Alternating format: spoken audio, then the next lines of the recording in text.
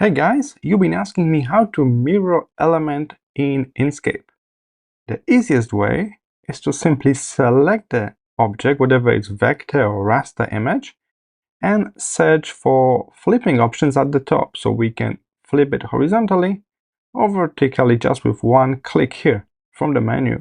Take a look, flip, flip, flip, flip. If you got a illustration with multiple vector elements, keep in mind if you select only one element, then you will flip that one center element.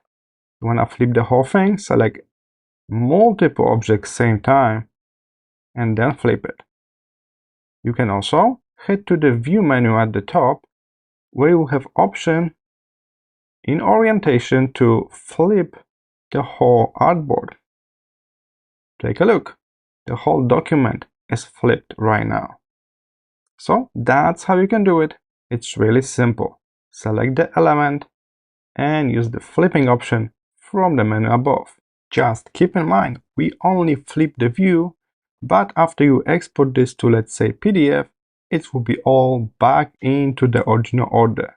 So it's way better to select your objects and then flip them if you wanna do it permanently. Alright, I hope this short tutorial was helpful, and I will see you in the next one.